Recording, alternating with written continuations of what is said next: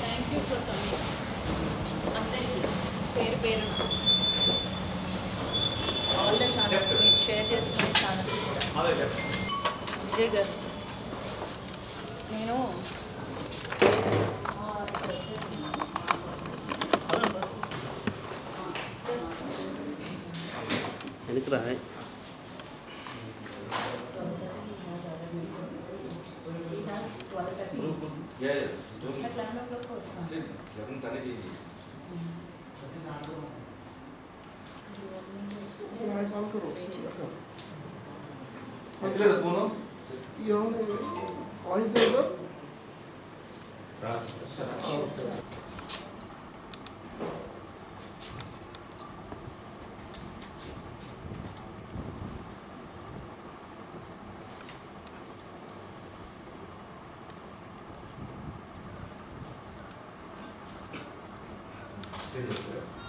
Night ఈవెంట్కి women కోసం ఒక సేఫ్టీ కాల్ ఇచ్చాను. జస్ట్ సేఫ్టీ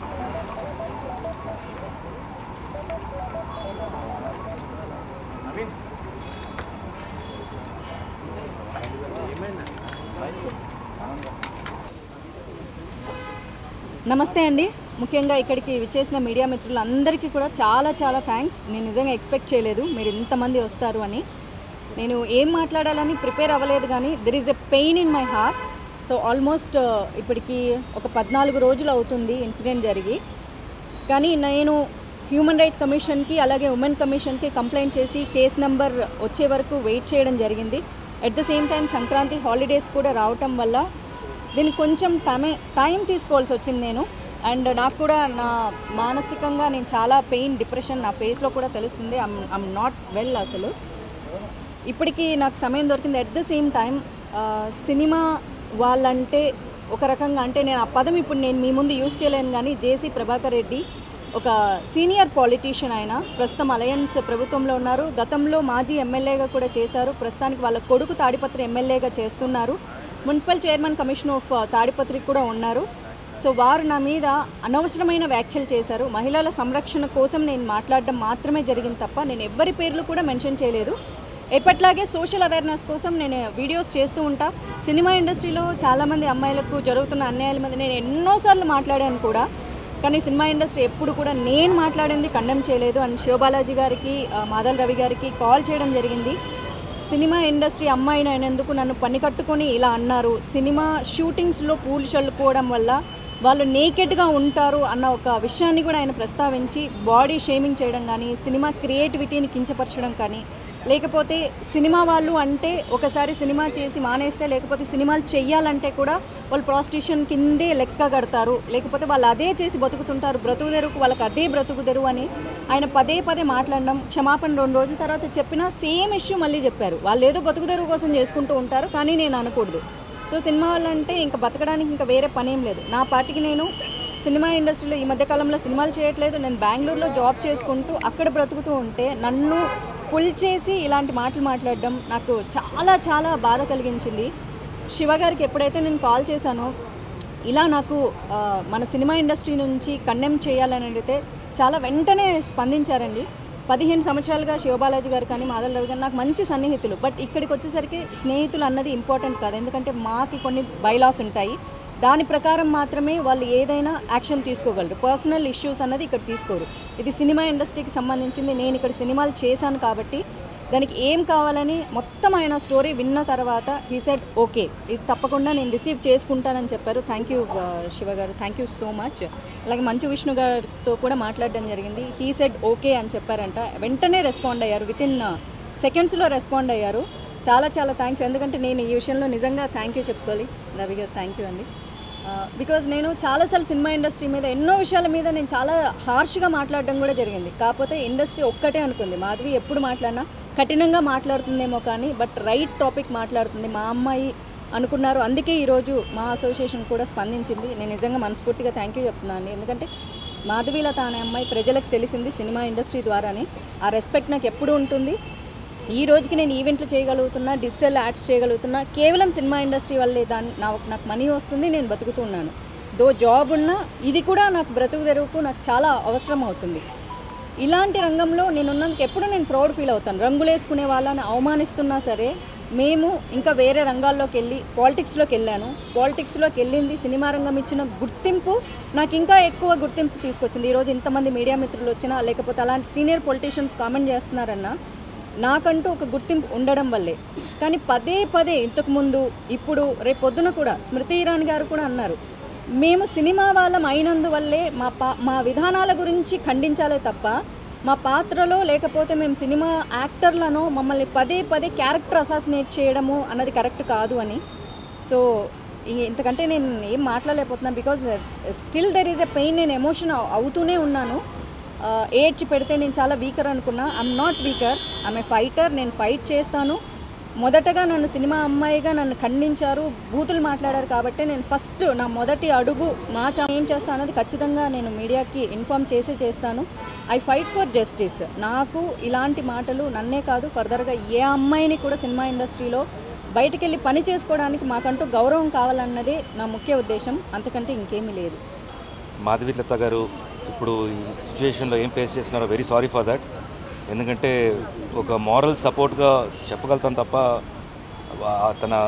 తన ఫీలింగ్స్ని అంటే ఎలా సాటిస్ఫై చేయాలో అర్థం కావట్లేదు. But what ever she's facing and what ever she's said ఇప్పుడు మీ అందరి ముందు చెప్పింది.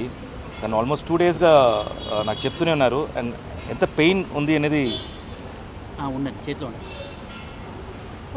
ఎంత పెయిన్ అనేది యాజ్ మనందరికీ సిస్టర్స్ ఉన్నారు, మదర్స్ ఉన్నారు, 100% మదర్స్ ఉండాలి. వీ నో ఒక లేడీ ఇంట్లో ఎలా ఫీల్ అవుతే ఎలా ఉంటుంది పెయిన్ అనేది. సో ద సేమ్ థింగ్ నేను మాధవీలత చెప్పినప్పుడు అదే ఫీల్ అయ్యాను నేను. అండ్ ఇట్స్ ఇస్ అన్ఫార్చునేట్ ఇలా పెద్దోళ్ళు ఎంతో ఎక్స్పీరియన్స్ ఉండేవాళ్ళు ఇలాంటి మాటలు మాట్లాడటం అసలు ఏమీ తెలియకుండా. బేసిక్గా వచ్చేసి మీరు ఒక పోస్టర్ చూసి మాట్లాడుతున్నారు, బట్ ఆ పోస్టర్ అనేది దాని వెనక క్రియేటివిటీ ఉందండి. అది అలా ఉండదు జనరల్గా. మేబీ అది మీకు ఐడియా లేకుండా మనం చెప్పేస్తున్నారేమో. It's all creativity. ఇప్పుడు ఏదైనా ఒక పోస్టర్లో కానీ లేకపోతే ఒక ఫేస్ దీంట్లో స్కార్స్ కానీ అది నిజంగా ఉండవు, అవన్నీ మేడప్ అవి.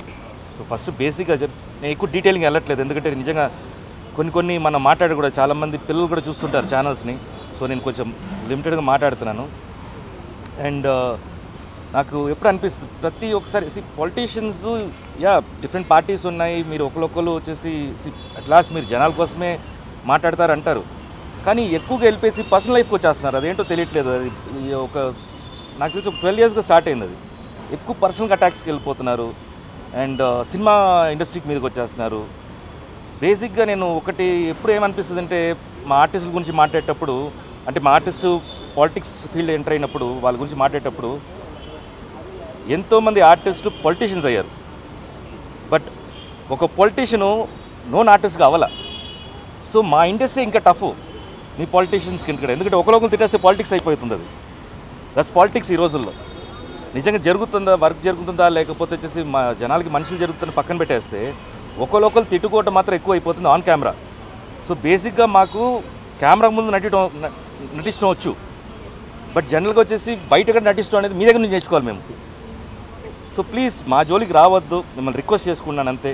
మీకు పార్టీ రకంగా లేకపోతే పాలిటిక్స్ రకంగా మీరు ఏమైనా మాట్లాడుకోండి, కానీ ఇండస్ట్రీని లాగొద్దు. దీంట్లో ఇండస్ట్రీ అమ్మాయిల్ని ప్లీజ్ లాగొద్దు. బికాస్ బతుకుతారో ఏమో అంటున్నారు, కానీ వాళ్ళు నిజంగా వచ్చేసి ఎంతో పెయిన్ఫుల్గా ఇండస్ట్రీలో లోపల వచ్చి ఆ తెర మీద వాళ్ళ ఫేస్ రావాలంటే దాని మీద ఎంతో కష్టం ఉంటుంది, డెడికేషన్ ఉంటుంది, అంత ఈజీ కాదు. సేమ్ మొగాలు కూడా అంతే. It's not only the passion, this lot of time, lot of ఏం చెప్పాలి, అంటే మీకు టెక్నికల్గా చెప్పాలంటే ఆడిషన్స్ అని అంటారు అండి. ఆడిషన్స్ ఎన్నో పొద్దు నుంచి నైట్ దాకా వచ్చేసి ప్రతి ఆఫీస్కి వెళ్తేనే ఆ గుర్తింపు ఎవరో ఒకరు గుర్తిస్తారు. So it's not that easy. So please మీ అందరికి రిక్వెస్టే, ప్రతి ఒక్కరికి నేను ఇండివిజువల్గా చెప్పట్లే, ప్రతి ఒక్కరికి రిక్వెస్ట్ చేస్తున్నాను, ఇండస్ట్రీ జోలికి రావద్దు please. Thank you so much. Sorry, the main ఇదేంటంటే ఇప్పుడు మాధవీలత గారు కొంచెం కంప్లైంట్ లెటర్ ఇచ్చారు. మా ప్రొసీజర్ ఏంటంటే ఇప్పుడు మేము ఈసీ మీటింగ్ కండక్ట్ చేసుకోవాలి. సో ఈసీ మీటింగ్ ఇది ఎమర్జెన్సీ కాబట్టి మేము ఒక ఈసీ మీటింగ్ కండక్ట్ చేసుకొని విష్ణు గారు మేము కమిటీ మెంబర్స్ అందరూ కూర్చొని మాట్లాడుకొని దీన్ని మాకు ఈవెన్ ఈ కమిటీ ఉంది, మాకు వచ్చేసి డిసిప్లినరీ కమిటీ ఉంది, డిసిప్లినరీ కమిటీ వాళ్ళ ఒపీనియన్ కూడా తీసుకొని మేము తర్వాత ముందుకు వస్తాం. Thank you. అందరికీ నమస్కారం. నాకు 3 రోజుల క్రితం మాధవీలత గారు ఫోన్ చేయటం జరిగింది. అలాగే శివబాలాజీ గారు కూడా ఫోన్ చేసి చెప్పారు ఇలా మాధవీలత గారిపై జరిగిన ఇన్సిడెంట్ పైన. దానిపై మంచు విష్ణు గారితో కూడా మాట్లాడటం జరిగింది. ముందుగా చెప్పాలనుకుంది ఏంటంటే మూవీ ఆర్టిస్ట్ అసోసియేషన్లో there is a women protection cell. ఎందుకంటే మూవీ ఆర్టిస్ట్ అసోసియేషన్లో ఉన్న మహిళలందరికీ మేము అండగా ఉంటామని ఒక సీరియస్ ఉమెన్ ప్రొటెక్షన్ సెల్ ఉంది. ఎందుకంటే ఇవాళ అసోసియేషన్లో మహిళలు వర్క్ ప్లేస్లో యాక్ట్ చేస్తున్నారు. వాళ్ళు ఎంతో కష్టపడి పాపం వాళ్ళ జీవితాలను పణంగా పెట్టి వాళ్ళు యాక్ట్ చేస్తున్నారు, జనంలోకి వెళ్తున్నారు. మరి అటువంటి వారిపైన ఎటువంటి దాడిని కూడా మేము మూవీ ఆర్టిస్ట్ అసోసియేషన్ తరఫు నుంచి ఖండిస్తాం. అలాగే మూవీ ఆర్టిస్ట్ అసోసియేషన్లోని మహిళలందరికీ అండగా ఉంటుంది. అలాగే మాధవీలత గారిని ఆ రోజు నేను రిక్వెస్ట్ చేసాం. ఛాంబర్లో కూడా వారు కంప్లైంట్ ఇచ్చారు. అలాగే అన్ని ఇండస్ట్రీలోని అన్ని సంఘాల్లోనూ వారు కంప్లైంట్ ఇవ్వటం జరిగింది. తప్పనిసరిగా ఎందుకంటే ఈ మధ్య మేము చూస్తున్నాం, మాకు చాలా బాధాకరంగా ఉంది. ఇండస్ట్రీలో చాలా వ్యక్తుల పైన ఈ యూట్యూబుల్లో రాంగ్ ప్రచారాలు, అంటే నిజం గడప దాటేలోపే అబద్ధం ఊరంతా తిరిగేసి వస్తుంది. అది వాళ్ళ వ్యక్తిగత జీవితాలని పాడు చేస్తున్నాయి. ఎంతోమంది గురించి చనిపోయారని కానీ. సో ఇటువంటి దాళ్ళు మహిళలపై ఉండకూడదని మూవీ ఆర్టిస్ట్ అసోసియేషన్ ఇప్పుడు వారు ఇచ్చిన కంప్లైంట్ని మాకు వీ హ్యావ్ ఏ కమిటీ. ఈ కమిటీలో మొత్తం committee members, office bearers, committee members అందరూ చర్చించి దీనిపైన the entire committee will take a decision and we all say that we will stand by all the women in movie artist association. And మీరేం కంగారు పడద్దమ్మా, there is a women protection cell not only in movie artist association but the industry, film industry as a movie artist industry as a women protection cell. So తప్పనిసరిగా ఇండస్ట్రీలో కష్టపడే మహిళలకి అండగా ఉంటారని చెప్తూ సెలవు తీసుకుంటాను. ధైర్యాన్ని చెప్తున్నాను నేను. మా అసోసియేషన్ స్థాపించబడింది ఆడ కళాకారులైనా మగ కళాకారులైనా ఎవరైనా సరే మాలో ఉన్న సభ్యులకు ఎప్పటికీ మేము అండగా ఉంటూ వాళ్లకు ధైర్యాన్ని చెప్తూ ముందుకు వస్తాం. ఇకపోతే బయట పెద్ద నాయకులు వాళ్ళు వీళ్ళు కళాకారులను కించపరిచే విధంగా, ముఖ్యంగా ఆడ కళాకారులను కించపరిచే విధంగా ఏదేదో దుర్భాషలు ఆడుతున్నారు. మీకు ఫ్యామిలీ ఉంది, పిల్లలు ఉన్నారు, వాళ్లకు ఫ్యామిలీ ఉంది, పిల్లలు ఉన్నారు. మీరు ఒక మాట నవ్వుతూ అన్నా అది ఒక అద్దం లాంటి ఆ మనసు మీద రాయి వేసినట్టుగా ఉంటుంది. గుర్తించుకొని మాట్లాడండి. ఏదో మాట్లాడేద్దాము, మనకన్నా చిన్నవాళ్ళు, ఆడవాళ్ళు, సినిమా వాళ్ళని తక్కువ చేయకండి. సినిమా వాళ్ళు సీఎం అయ్యారు, జయలలిత గారు ఎంపీ అయ్యారు, జమున గారు లేడీసు, అన్న నందమూరి తారక రామారావు గారు 9 నెలలలో తెలుగు మొత్తం 2 రాష్ట్రాలు తిరిగి ఆంధ్రప్రదేశ్లో 105 సీట్లతో మునగాడుగా 9 నెలల్లో సీఎంగా ప్రమాణ స్వీకారం చేశారు. అలాంటి మహానటులు ఉన్న ఇండస్ట్రీ ఇది. మీరు నేను అనొచ్చు మిమ్మల్ని, కానీ మేము అనము. మీరు ఒక మంచి మార్గంలో నడవండి, మంచిగా చూడండి. మన శివబాలాజీ గారు చెప్పినట్టు రాజకీయ నాయకులు సినిమా యాక్టర్లు కాలేరు. సినిమా యాక్టర్లు రాజకీయ నాయకులు దేశాన్ని ఏలుతారు. ఇప్పుడు ఏలే వాళ్ళలో చాలామంది మన సినిమా ఆర్టిస్టులు, హీరోలు, పవర్ స్టార్లు, సూపర్ స్టార్లు ఉన్నారు. అది గుర్తుపెట్టుకోండి. మీరు మాట్లాడి గెలక్కండి ఆర్టిస్టులను. దయచేసి మీరు ఏదైనా మాటలంటే వాటిని రివర్స్ తీసుకొని క్షమాపణ కోరుకోండి. లేదా మేము ముందుకు వస్తూనే ఉంటాము. రేపు పొద్దున మీటింగ్లో ఇవన్నీ పెట్టి ఎవరితో ఏం మాట్లాడాలో, ఏ విధంగా ముందుకు పోవాలో మేము ఆలోచిస్తాం మా కమిటీ ద్వారా. మాధవీలత గారు, तुम संघर्ष करो, हम तुम्हारे साथ है, सारी इंडस्ट्री तुम्हारे साथ चलेगी.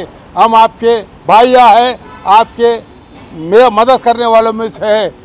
जिसको बोले उसको आके 2 मुँह में वो बकते रहे అంటే ఏది నోటికి వస్తే అది మాట్లాడుతున్నారు. అది తప్పు తప్పు తప్పు. ఇది పద్ధతి కాదు. ప్రపంచవ్యాప్తంగా మన తెలుగువాడు ఉన్నాడని చెప్పిన వ్యక్తి అన్న నందమూరి తారక రామారావు. ఆ తెలుగువాడే ఇంకో తెలుగు వాళ్ళని కించపరిచే విధంగా మాట్లాడితే ఇక బాగుండదు. అది ఇంకా మేము ఎన్నో మాట్లాడవచ్చు, కానీ మీరు పెద్దలన్న గౌరవంతో మేము మీకు వాల్యూ ఇస్తున్నాము. అది కాపాడుకోండి అన్న వాళ్ళే కానీ ఇంకా ఎవరైనా కానీ. నమస్తే, థ్యాంక్ యూ. మరోసారి ఫిర్యాదు చేయలేదని సారీ చెబుతూ use another word.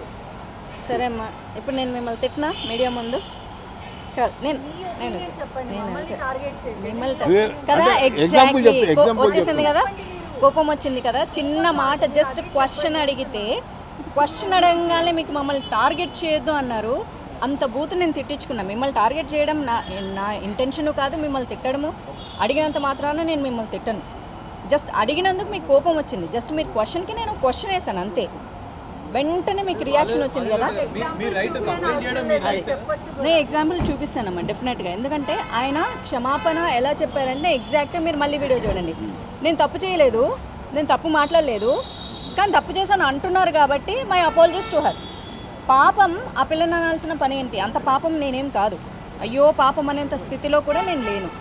At the same time he used one more, వాళ్ళు ఏదో బతుకుదెరువు కోసం చేసుకుంటూ ఉంటారు, అయినా నేను అనకూడదు. సో బతుకుదెరువు కోసం నేనైతే జాబ్ చేసుకుంటున్నాను, మీ జాబ్ మీరు చేసుకుంటున్నారు. బట్ ఆయన పాయింట్ ఆఫ్ వ్యూలో బతుకుదెరువు కోసం ఇంకొకటి చేసుకుంటున్నారు. ఓకే, దాన్ని కూడా మాట్లాడతా. యాజ్ పర్ ఇండియన్ కాన్స్టిట్యూషన్ విమెన్కి ఏమిచ్చింది? ఆమెను ప్రాస్టిట్యూట్ అని కూడా అనకూడదు. She is having her own dignity and her own character, her own thought process. ఆమెను కూడా మీరు కించపరచకూడదు. మహిళ ఎవరైనా మహిళే. మీ జీవితాల్లోకి వచ్చి నాశనం చేయనంత వరకు ఆమె డిగ్నిటీకి మీరు రెస్పెక్ట్ ఇచ్చి తీరాలి. కాబట్టి ఆయన అపాలజీస్ని నేను యాక్సెప్ట్ చేయట్లేదని నా సోషల్ మీడియా ద్వారా నేను తెలిపాను. Because I'm deeply hurt. So ఒక సారీ చెప్పేసేస్తే అది పోయేది కాదు. నాకు జస్టిస్ కావాలి, నేను లీగల్గా పోరాడతా. అందుకే నా మొదటి అడుగు విత్ యాక్షన్ పరంగా మా ఛాంబర్ నుంచి మొదలుపెట్టాను. ఎందుకంటే నేను సినిమా అమ్మాయినని నన్ను తిట్టారు కాబట్టి. అంతేకాదు, సారీ చెబుతూ కూడా he mention that word. That's very very wrong. అది ఒక పెద్ద మనిషి అయ్యండి.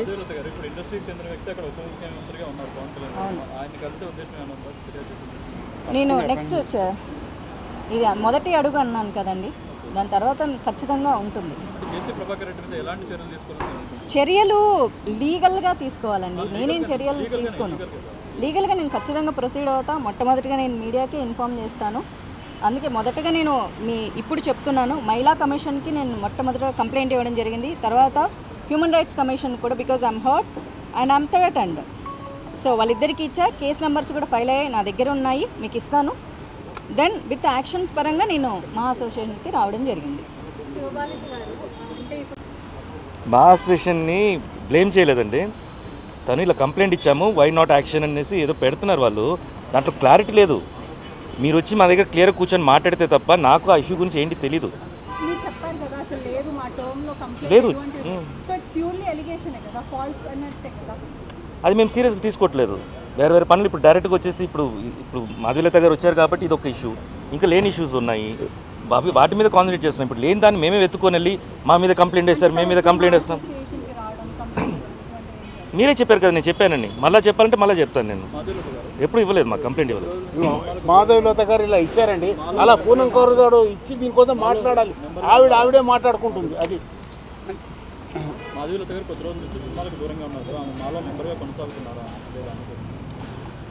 తను ఇప్పుడు అడ్రస్ చేసింది వచ్చేసి as an industry women. So దానికి మేము సపోర్ట్, అందుకనే మేము వచ్చేసి ఈసీ మీటింగ్ పెట్టి మాట్లాడాలనుకుంటున్నాము. So that is going to be our next action. At the same time అండి, ఈ సినిమా క్రిటిక్స్ అనే పేరు పెట్టుకొని చాలామంది యూట్యూబుల్లో నోటికి వచ్చిన బూతులు పెడుతున్నారు. చూస్తూనే ఉన్నా, చాలామంది హీరోలని, చాలామంది హీరోయిన్లని. When it comes to me, ఎందుకంటే ఇప్పుడు నాది సమస్య, నాకు పెయిన్ ఉంటుంది. వేరే వాళ్ళని తిట్టినప్పుడు నాకు కోపం వస్తుంది, కానీ నన్ను తిట్టినప్పుడు నాకు ఇంకా బాధ వస్తుంది.